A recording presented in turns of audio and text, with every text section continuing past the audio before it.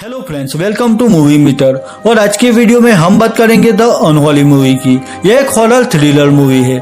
अगर आप मुझे सपोर्ट करना चाहते हैं तो इस चैनल को सब्सक्राइब कीजिए और साथ में बेल आइकन पर प्रेस कीजिए, जिससे मेरी अगली सभी वीडियो की नोटिफिकेशन आपको मिल सके। अब द अनहोली मूवी की स्टोरी पर फोकस करते हैं। मूवी की शुरुआत होती है ईयर 1845 से, जहां पर एक लड़की को कुछ लोगों ने पेच से बांधकर लटका रखा था। वो लोग उस लड़की के मुंह पर एक मास्क पहना देते और फिर वो सब उसे जिंदा ही जला देते। जब वो लड़की जल रही थी तब एक प्रीस्ट कोई मंत्र पढ़ रहा था। वही प्रीस्ट के हाथ में एक रिपीट डॉल भी थी। अब यहाँ से सीन प्रेजेंट टाइम में शिफ्ट होता है, जहाँ बोस्टन के एक छोटे शहर को दिखाया गया है जिसका नाम मैसाचुसेट्स था। अब यहाँ गैरी नाम के लोकल न्यूज रिपोर्टर को दिखाया गया है। गैरी की कैरियर दांव पर थी क्योंकि काफी वक्त से उसे कोई इंटरेस्टिंग स्टोरी नहीं मिली थी। अब गैरी जाता है बेनफील्ड नाम की एक जगह पर। यहाँ गायों की रहस्यमय तरीके से मौत हो रही थी। गैरी को यहाँ किसी अच्छी स्टोरी की उम्मीद थी जिससे उसकी डाउन कैरियर फिर से सेट हो सके। अब गैरी बेनफील्ड आकर एक फार्मर से मिलता है और उससे इस बारे में कुछ पूछताछ करता है क्योंकि उस फार्मर की हाल ही में 4 गाय मर चुकी थी। फार्मर गैरी से कहता है कि उन 4 गायों की लाश यहाँ सामने एक पेड़ के नीचे से मिली थी। उस पेड़ की ओर देखता है, वो पेड़ सूख चुका था और वो पेड़ काफी डरावना लग रहा था। गैरी को उस पेड़ से कोई स्ट्रेंज आवाज भी सुनाई देती है। गैरी उस पेड़ के पास आता है तो उसे पेड़ के नीचे के खोखले बाग में कोई चीज चमकती हुई दिखाई देती है। ध्यान से देखने पर गैरी को वहां पर एक क्रीपी और ब्रोकन डॉल मिलती है जिस पर चेन बंधी हुई थी। डॉल पर एक डेट भी लिखी हुई थी, जनवरी 31, 1945। यह वही क्रीपी डॉल थी जिसे मूवी की स्टार्टिंग में उस प्रीस्ट ने पकड़ी हुई थी। अब गैरी को वो डॉल एक अच्छी डिस्कवरी लग रही थी। गैरी अच्छी स्टोरी पाने के लिए उस क्रीपी डॉल को तोड़ देता है और उस फार्मर को पेड़ के करीब उसी डॉल के पास खड़े रहने के लिए कहता है। गैरी यहाँ पर एक फेक न्यूज बनाता है कि कैसे बेनफील्ड के एक फार्मर को पेड़ के नीचे एक एंटीक डॉल मिली, पर गैरी इस बात से अनजान था कि उसने वो डॉल तोड़कर एक बहुत बड़ी गलती कर दी थी। अब यहाँ पास के एक चर्च का सीन दिखाया गया है, जहाँ चर्च के प्रीस्ट हेगन और उनकी नीस एलिस को दिखाया गया है। एलिस जन्म से ही डीप म्यूट थी, यानी कि वो ना बोल सकती थी या ना सुन सकती थी। अब नेक्स्ट सीन में दिखाया गया है कि गैरी कार लेकर मोटेल की ओर जा रहा था। तभी अचानक से उसकी कार के सामने एलिस आ जाती है। वो बहुत ही क्रीपी लग रही थी। अब यहाँ गैरी की कार आउट ऑफ कंट्रोल हो जाती है जिससे कार का एक्सीडेंट हो जाता है। गैरी को लकीली कोई चोट नहीं लगी थी। यहाँ गैरी कार से बाहर निकलकर एलिस के पीछे जाने लगता है। एलिस उसी क्रीपी पेड़ के नीचे घुटनों पर बैठी हुई थी और वो वहां पर प्रे कर रही थी, पर जैसे ही गैरी एलिस को छूता है तो वो बेहोश हो जाती है। अब गैरी एलिस को फादर हेगन के पास ले जाता है, जहां पर नेटली नाम के एक डॉक्टर को बुलाया जाता है। पर एलिस को चेक करने के बाद नेटली को वो बिल्कुल नॉर्मल लगती है। यह गैरी यह भी कहता है कि एलिस किसी को प्रे कर रही थी। यह सुनकर फादर हेगन कहते हैं कि यह नामुमकिन है क्योंकि कोई चमत्कार भी यह नहीं कर सकता। एलिस जन्म से ही डीप म्यूट है। अब गैरी नेटली से मोटेल तक लिफ्ट मांगता है क्योंकि उसकी कार एक्सीडेंट की वजह से खराब हो चुकी थी। अब दूसरे दिन एलिस चर्च में मदर मैरी के सामने खड़ी होकर यह प्रार्थना कर रही थी कि काश वो भी सुन सकती और बोल पाती। यहाँ एलिस को कुछ सुनाई देता है। यहाँ चर्च में बाकी लोग प्रेयर कर रहे थे, पर एलिस पहली बार किसी आवाज को सुन रही थी तो वो उसे सुनाई दे रही आवाज की ओर आगे बढ़ने लगती है। अब चर्च में सब लोग एलिस का यह स्ट्रेंज बिहेवियर देखकर उसके पीछे जाने लगते हैं। एलिस उसी क्रीपी पेड़ के पास आकर रुक जाती है और यहाँ उसे पेड़ के अंदर एक ग्लो कर रही आकृति दिखाई देती है जो बिल्कुल मदर मैरी जैसी दिखाई दे रही थी। वो आकृति एलिस से कहती है कि तुम सबको बोलो कि वो सब मदर मैरी पर विश्वास करे। यहाँ से एलिस को दिखाई दे रही आकृति गायब हो जाती है, पर उसके जाने के बाद एलिस अपने आप ठीक हो चुकी थी। उसे सब सुनाई दे रहा था, वही वो आसानी से बोल सकती थी। अब यह चमत्कार देखकर सब लोग काफी हैरान थे। वो सब यह चमत्कार देखकर अपने घुटनों पर बैठकर मदर मैरी से प्रे करने लगते। यहाँ पर गैरी भी था और वो यह खास मोमेंट अपने कैमरे में रिकॉर्ड कर लेता है। यह एलिस भी सबसे कहती है कि मदर मैरी चाहती है कि सब लोग दिल से उस पर यकीन करें। नेटली भी एलिस को फिर से चेक करती है और कुछ टेस्ट के बाद नेटली भी समझ जाती है कि एलिस बिल्कुल ठीक हो चुकी है। अब एलिस कैसे ठीक हो गई वह तो कोई नहीं जानता था, पर सबको यकीन था कि एक मिरेकल था। अब गैरी अपनी न्यूज कंपनी की लीडर मोनिका को कॉल करता है और कहता है कि मुझे एक अच्छी स्टोरी मिल गई है, पर मोनिका गैरी से कहती है कि तुम हर बार ऐसा ही कहते हो और अब मुझे तुम पर थोड़ा भी यकीन नहीं है। ऐसा कहकर वो फोन काट देती है। अब दूसरे दिन बेनफील्ड के कई लोग चर्च के सामने एलिस को देखने इकट्ठा हो जाते। वहां पर गैरी भी अपना कैमरा लेकर तैयार था। अब एलिस फिर से उसी पेड़ के पास आकर उसे टच करती है, जहां उसे फिर से मदर मैरी की आकृति दिखाई देती है। उसके बाद एलिस वहां टॉबी नाम के एक अपाहिज लड़के के पास आती है। टॉबी के मॉम डैड ने उसे ठीक करने के लिए हर तरह से कोशिश कर ली थी, पर कोई चांस नहीं था कि टॉबी फिर से अपने पैरों पर खड़ा हो सके। यहाँ एलिस टॉबी से पूछती है कि क्या तुम मदर मैरी में बिलीव करते हो? तो टॉबी कहता है कि हाँ, मुझे मदर मैरी पर पूरा विश्वास है। एलिस टॉबी से कहती है कि तुम मदर मैरी पर श्रद्धा रखो और अपनी व्हीलचेयर से खड़े होकर मेरे पास आओ। वेल यहाँ जो टॉबी अपने पैर भी नहीं हिला सकता था, वो अपने पैरों पर खड़ा होकर धीरे धीरे एलिस की ओर आगे बढ़ने लगता है। यह चमत्कार देखकर वहां मौजूद सब लोगों के होश उड़ जाते। टॉबी चल पा रहा था और एलिस ने फिर से एक इम्पॉसिबल मिरेकल कर लिया था। सब लोग यह चमत्कार देखकर खुशी के मारे रोने लगते और अपने घुटनों पर बैठकर मदर मैरी को प्रे करने लगते। अब यह सब कुछ गैरी अपने कैमरे में रिकॉर्ड करके अपनी न्यूज कंपनी में यह पूरा रिकॉर्डिंग फुटेज भेज देता है। यह एक अच्छी स्टोरी थी, तो न्यूज कंपनी गैरी को एलिस और उसके द्वारा किए जाने वाले मिरेकल की और फुटेज रिकॉर्ड करके भेजने के लिए कहती है। वेल यहाँ गैरी की डूबती कैरियर फिर से स्टेबल होने लगी थी। चर्च के अंदर का सीन दिखाया गया है, जहां मदर मैरी की स्टैच्यू की आंखों से खून के आंसू बहने लगते। अब नेक्स्ट सीन में दिखाया गया है कि टीवी पर न्यूज में बेनफील्ड में एलिस द्वारा किए गए मिरेकल पर ही चर्चा हो रही थी, जिससे सब लोगों का अटेंशन अब एलिस और मदर मैरी पर चला गया था। अब बोस्टन के एक चर्च में इस टॉपिक पर डिस्कस करने के लिए एक कॉन्फ्रेंस रखी गई थी। यहाँ पर गैरी भी आया था। यह बिशप नाम के एक प्रीस्ट को दिखाया गया है, जो पास्ट में हुए मदर मैरी के मिरेकल्स के बारे में सबको बताता है। अब यहाँ पर मॉर्गन नाम का भी एक प्रीस्ट था। मॉर्गन सबसे कहता है कि यह एलिस वाला मिरेकल तभी सच्चा साबित होगा जब वो पुराने जमाने के मिरेकल के रूल को फॉलो करता हो। मॉर्गन का मानना था कि मिरेकल वही हो सकता है जो तुरंत और बिना किसी वजह बीमारी को ठीक कर दे, जिसकी वजह साइंस भी ना समझ पाए। अब एलिस द्वारा किए गए मिरेकल सच है या झूठ, इस बात का पता लगाने के लिए बिशप और मॉर्गन बेनफील्ड चले आते। अब चर्च में सब लोग एलिस को घेर लेते। यहाँ न्यूज रिपोर्टर एलिस से सवाल पूछना चाहते थे, पर एलिस को वहाँ सिर्फ गैरी के प्रश्न ही सुनाई दे रहे थे और एलिस भी उन्हीं सवालों के जवाब दे रही थी। इसकी वजह यह थी कि बाकी लोग एलिस के मिरेकल को शक की नजरों से देख रहे थे, जबकि गैरी को एलिस के सभी मिरेकल पर पूरा यकीन था। अब नेक्स्ट सीन में फादर हेगन को दिखाया गया है, जो उसी क्रीपी पेड़ के पास आकर बैठे थे।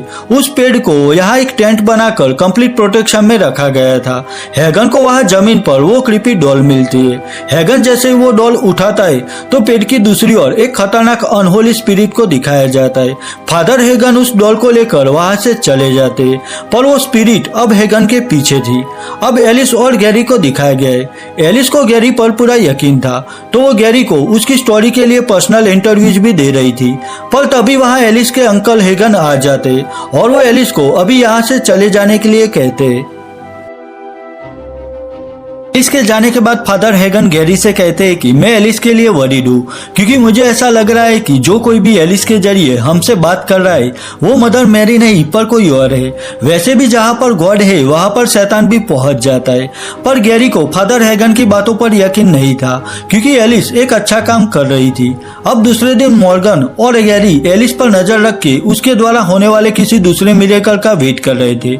एलिस भी वहीं पर थी, पर यहाँ अचानक फादर हेगन को जानलेवा अस्थमा का अटैक आता है। वो ठीक से सांस भी नहीं ले पा रहे थे।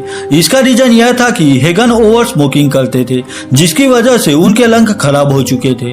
अब यहाँ हेगन का मरना तय था। यह देखकर गैरी भी एम्बुलेंस बुलाने के लिए कॉल करता है। यह एलिस हेगन से पूछते है कि क्या आप मैरी पर यकीन करते हो? तो हेगन कहते हैं कि हाँ, मैं मदर मैरी पर विश्वास करता हूँ। यहाँ एलिस फादर हेगन की चेस्ट पर हाथ रखकर प्रे करती है और तभी अचानक से फादर हेगन का सारा दर्द चला जाता है। वो पहले से बेहतर महसूस कर रहे थे, पर यहाँ हेगन देखते हैं कि एलिस के पीछे एक अनहोली स्पिरिट खड़ी थी। उस स्पिरिट को देखकर फादर हेगन चौंक जाते।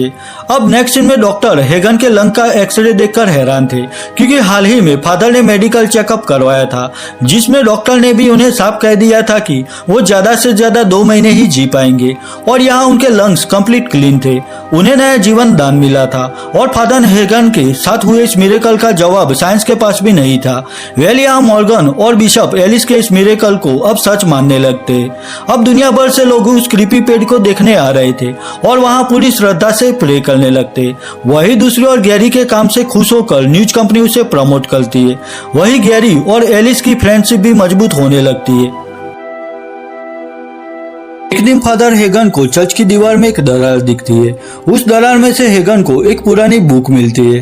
बुक में कुछ पुरानी फोटो, डेमोनिक साइन और अनहोली स्पिरिट की सच्चाई थी। अब हेगन भी उस अनहोली स्पिरिट की सच्चाई जान चुके थे। यहाँ फादर उस अनहोली स्पिरिट को रोकना चाहते थे, पर वो स्पिरिट वहीं पर थी। वो स्पिरिट अचानक फादर हेगन के सामने आ जाती है। वो बहुत ही डरावनी लग रही थी। उस स्पिरिट को देखकर हेगन वहां से भागने की कोशिश करते हैं, पर स्पिरिट उनके सामने आ जाती है। हेगन स्पिरिट की सच्चाई जान चुके थे और वो स्पिरिट नहीं चाहते थे कि उसकी असलियत सबको पता चले, तो वो स्पिरिट फादर हेगन पर हमला करती है। अब रात के वक्त जब गैरी चर्च में आता है तो उसे फांसी पर लटकी हुई फादर हेगन की डेड बॉडी मिलती है। हेगन का यह हाल देखकर गैरी डर जाता है। अब चर्च में पुलिस को बुलाया जाता है और इन्वेस्टिगेशन करने के बाद फादर हेगन की मौत को एक सुसाइड माना जाता है, पर गैरी जानता था कि यह सुसाइड नहीं था। अब गैरी को भी हेगन की बातों पर विश्वास होने लगा था कि जरूर एलिस को कोई अनहोली स्पिरिट कंट्रोल कर रही है। अब दूसरे दिन एलिस गैरी को इंटरव्यू दे रही थी, पर गैरी उसे इंटरव्यू देने के लिए अभी मना करता है, क्योंकि हाल ही में फादर हेगन की मौत हो चुकी थी। पर यह एलिस हेगन की मौत से ज्यादा दुखी नहीं थी और वो यह इंटरव्यू भी देना चाहती थी। एलिस गैरी से कहते हैं कि मदर मैरी ने ही मुझे यह इंटरव्यू देने के लिए कहा है। अब वो स्पिरिट गैरी का भी पीछा करते हुए मोटेल तक आ जाती है। यह गैरी भी एलिस द्वारा दिए गए इंटरव्यू की फुटेज देख रहा था। फुटेज में गैरी को एलिस के करीब एक शैतानी साया दिखाई देता है। यह देखकर गैरी को भी यकीन हो गया था कि एलिस के जरिए सभी मिरेकल करने वाली स्पिरिट मदर मैरी की नहीं, पर कोई अनहोली स्पिरिट है। नेक्स्ट डे गैरी नेटली को सारी बात बताता है और उसके साथ उस अनहोली स्पिरिट की सारी सच्चाई जानने की कोशिश करता है। नेटली गैरी से कहते हैं कि यहाँ चर्च में एक खुफिया बेसमेंट है जहाँ पर कोई नहीं जाता। वेल वो दोनों उस खुफिया बेसमेंट में आते। वहाँ चर्च की पूरी हिस्ट्री की डिटेल थी। बेसमेंट में थोड़ा चेक करने के बाद गैरी को एक संदूक में वही बुक मिलती है जो पहले फादर हेगन को मिली थी। भी वो किताब पढ़ने लगता है। अब वो भी उस अनहोली स्पिरिट की सारी सच्चाई जान गया था। दरअसल ईयर 1845 में मैरी एलानोर नाम की एक लड़की थी जो कि काला जादू करती थी और मैरी ने इसी काले जादू के जरिए ढेर सारे मिरेकल किए थे। ठीक वैसे ही मिरेकल एलिस प्रेजेंट में कर रही थी। मैरी के काले जादू के बारे में एक दिन चर्च को पता चल जाता है और फिर चर्च ने मैरी को एक पेज से टांगकर उसके मुंह पर एक मास्क पहना दिया था और फिर कुछ रिचुअल करके मैरी को जिंदा जला दिया। वहां प्रीस्ट ने मैरी की इविल स्पिरिट को एक डॉल में कैद कर लिया था।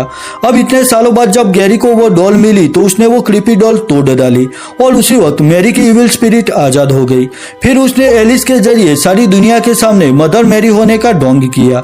अब गैरी को उस बुक से यह बात भी पता चल जाती है कि जो मैरी की आत्मा है वो सब लोगों से उसके लिए 3 बार प्रेयर करवाएगी, जिसमें वो उन्हें पूछेगी कि क्या तुम अपनी सोल मैरी को सौंपना चाहते हो, और जब सब लोग 3 बार हाँ बोलेंगे तब मैरी उन सबकी सोल को हमेशा के लिए नर्क में कैद कर लेगी। दैट मीन्स अनहोली मैरी यहाँ मदर मैरी के सारे बिलीवर्स को मार डालेगी। अब जैसे ही अनहोली मैरी की सच्चाई गैरी और नेटली को पता चल जाती है, वैसे ही वो स्पिरिट उन लोगों पर हमला करती है, पर लकीली वो दोनों उससे बचते हुए वहां से निकल जाते हैं। अब नेक्स्ट सीन में फादर हेगन के फ्यूनरल में एलिस को दिखाया गया है, जो वहां सबके सामने मदर मैरी के अवतार में आ चुकी थी और यहाँ वो स्पिरिट मैरी के जरिए सब लोगों से कहती है कि आज रात तुम सब लोग मदर मैरी को खुश करने के लिए प्रे करना, और यहाँ सब लोग रेडी भी हो जाते। वही गैरी और नेटली बिशप और मॉर्गन के पास आकर उन्हें मैरी की शैतानी स्पिरिट के बारे में सारी सच्चाई बता देते, पर बिशप उनकी बातों में बिलीव नहीं कर रहे थे, क्योंकि अब पूरी दुनिया एलिस द्वारा किए गए मिरेकल पर भरोसा करती थी। अब नेक्स्ट में गैरी को दिखाया गया है, जो अपने कंप्यूटर पर कुछ रिसर्च कर रहा था। यहाँ वो यह जानने की कोशिश कर रहा था कि उस स्पिरिट को कैसे रोका जाए। अब यहाँ पास में रखी गई मदर मैरी की मूर्ति अचानक टूटने लगती है और फिर उसमें से अनहोली मैरी की स्पिरिट बाहर आती है। वो गैरी पर हमला करती है, पर तभी वहाँ मॉर्गन आ जाता है और वो गैरी को अनहोली मैरी से बचा लेता है। मॉर्गन कोई मंत्र पढ़कर उस इविल स्पिरिट को वहां से भगा देता है। वो गैरी से कहता है कि मुझे भी तुम्हारी बातों पर यकीन है। अब नेक्स्ट में उसी क्रीपी ट्री को दिखाया गया है, जिसके आसपास ढेर सारे लोग प्रेयर करने के लिए इकट्ठा हुए थे। इवन लोग अपने टीवी और लैपटॉप पर भी यह लाइव प्रेयर करने के लिए रेडी थे। यहाँ बिशप भी था, जो मैरी के लिए प्रेयर कर रहा था। वही दूसरी ओर गैरी, मॉर्गन और नेटली चर्च के अंदर मिलकर एक खास रिचुअल से अनहोली मैरी को रोकने की कोशिश करते। यहाँ मॉर्गन फिर से अनहोली मैरी की स्पिरिट को उसी क्रीपी डॉल में कैद करने की कोशिश करता है, पर तभी अचानक से सामने रखे गए बड़े क्रॉस में आग लग जाती है और वो जलता हुआ क्रॉस सीधा मॉर्गन पर आकर गिरता है और यहाँ पर मॉर्गन मारा जाता है। यह देखकर गैरी और नेटली वहां से भागते उस क्रीपी पेड़ की तरफ, जहाँ सब लोग प्रेयर कर रहे थे। गैरी और नेटली किसी तरह वो प्रेयर रोकना चाहते थे। वेल, बिशप ने यहाँ नॉर्मल प्रेयर खत्म कर दी थी। वही एलिस अनहोली मैरी के कहने पर उसकी प्रेयर शुरू करती है। अब यहाँ एलिस सभी बिलीवर से पूछती है कि क्या आप सब अपनी सोल मैरी को सौंपना चाहते हो, तो यहाँ सभी लोग हाँ बोलते हैं। यह एलिस की आंखें बदलकर डेमोनिक होने लगती है। एलिस यहाँ फिर से वही बात दोहराती है और यहाँ सब लोग फिर से हाँ बोलते हैं। यानी कि यहाँ अनहोली मैरी ने एलिस के जरिए 2 बार सबको अपनी सोल उसे देने के लिए रेडी कर दिया था। अब अगर आखिरी बार सबने हाँ बोल दिया तो अनहोली मैरी उन सबकी सोल नर्क में ले जाएगी।